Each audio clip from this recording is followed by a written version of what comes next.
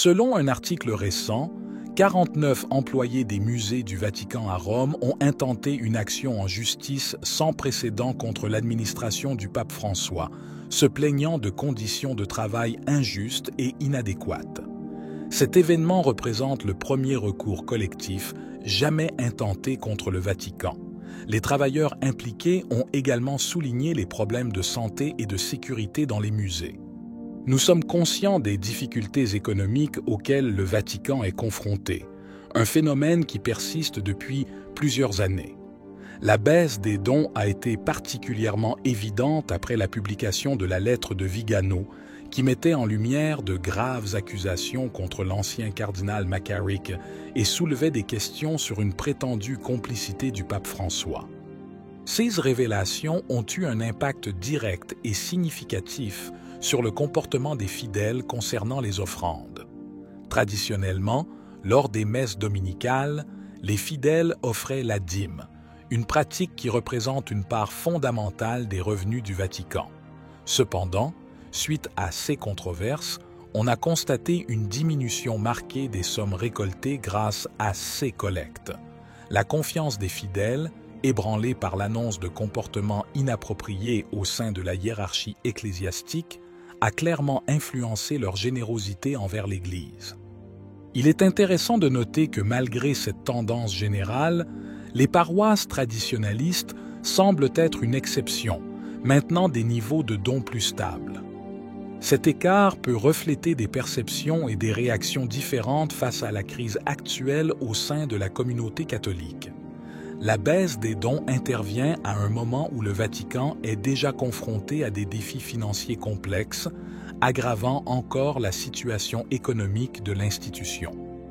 En outre, les fondations directement liées au pape, comme la Fondation papale et Peter's Denier, ont vu leurs dons diminuer drastiquement.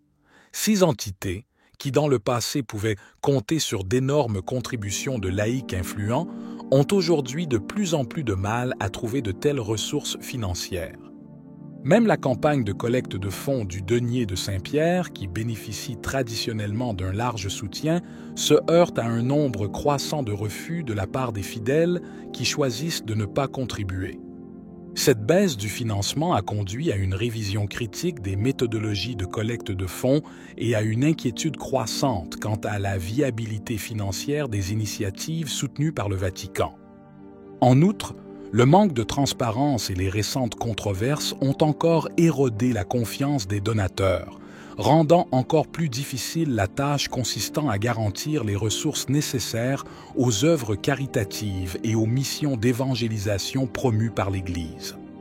En outre, de nombreuses personnes refusent catégoriquement de contribuer à la collecte de l'argent de Saint-Pierre, ceux qui s'ajoutent aux défis déjà présents avec la campagne catholique pour le développement humain et d'autres ONG qui accèdent souvent au bac de collecte via des collectes secondaires et des collectes spéciales dans les paroisses. Ce scénario a soulevé des questions cruciales quant à l'efficacité et à la réception des initiatives traditionnelles de collecte de fonds, incitant à un examen plus approfondi des stratégies visant à améliorer l'engagement et le soutien des fidèles dans un contexte de scepticisme et de prudence croissant à l'égard des institutions ecclésiastiques.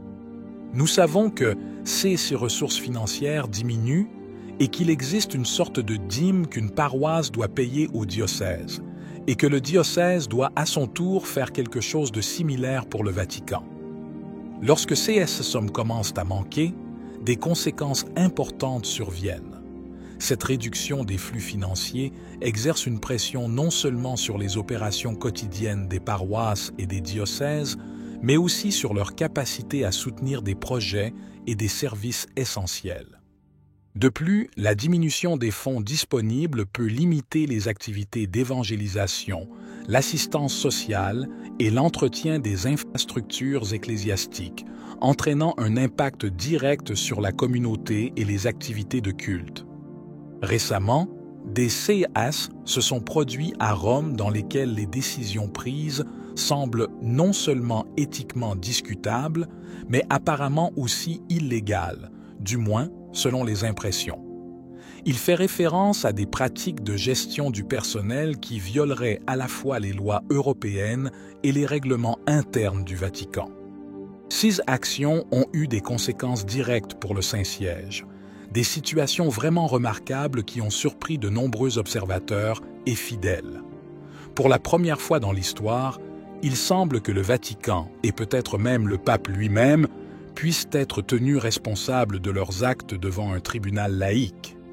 Ce scénario auparavant inimaginable souligne la gravité et l'ampleur des problèmes internes auxquels ils sont confrontés, démontrant l'ampleur des défis actuels. Il est important de rappeler, en examinant cette histoire, que le pape François a souvent parlé de soutenir les pauvres et de traiter les travailleurs avec dignité. Il parlait du salaire familial et du salaire vital et, en général, il présentait toujours une image très soucieuse des questions sociales. Cependant, malgré ces affirmations, de graves problèmes de mauvaise gestion financière émergent au sein du Vatican. Des questions importantes se posent sur la manière dont les finances et les opérations sont gérées au Saint-Siège. Ces problèmes sont mis en évidence par des épisodes tels que les transactions immobilières à Londres et le siège du cardinal Becciu, qui ont montré comment, derrière de belles paroles, peut se cacher l'avidité à l'ancienne. Un article paru dans la revue Art Journal, une publication de l'industrie muséale, met en lumière comment près de 50 travailleurs des musées du Vatican ont intenté une action en justice contre des conditions de travail injustes et dangereuses, marquant la première action collective jamais entreprise contre le Saint-Siège, soulevant de sérieux doutes sur sécurité sur le lieu de travail. Les travailleurs impliqués ont également souligné les problèmes de santé et de sécurité dans les musées.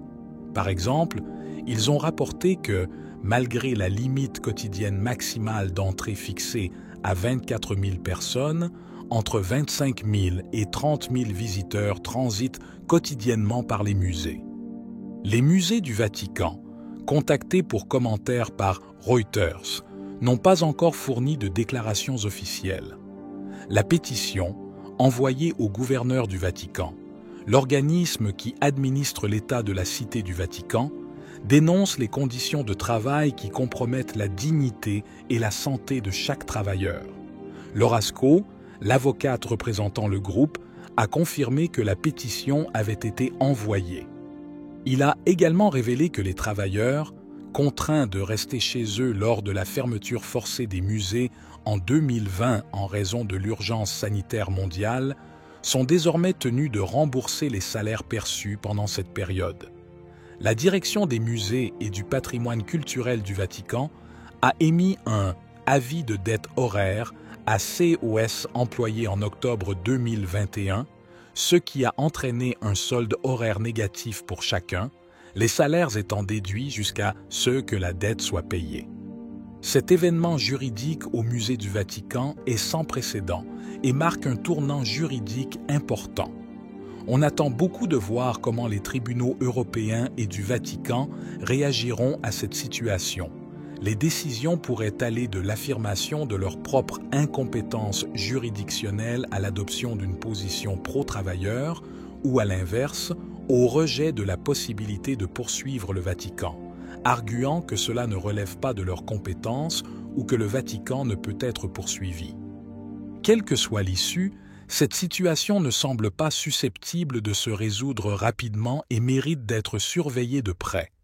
Nous voyons un contraste évident entre les paroles et la rhétorique du pape François et la réalité de la politique interne du Vatican, ainsi que des lois italiennes qui ont subi des changements importants ces dernières années en réponse aux événements mondiaux qui ont choqué le monde pour des raisons qui beaucoup considèrent comme discutables.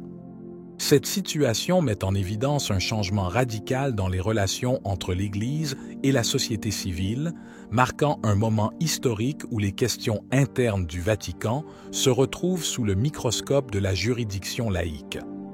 La possibilité de telles procédures judiciaires met non seulement en lumière les défis internes du Vatican, mais soulève également des questions plus larges sur sa souveraineté et son rôle dans le contexte mondial contemporain. Si vous avez aimé la vidéo, commentez « Amen ». Que Dieu te bénisse.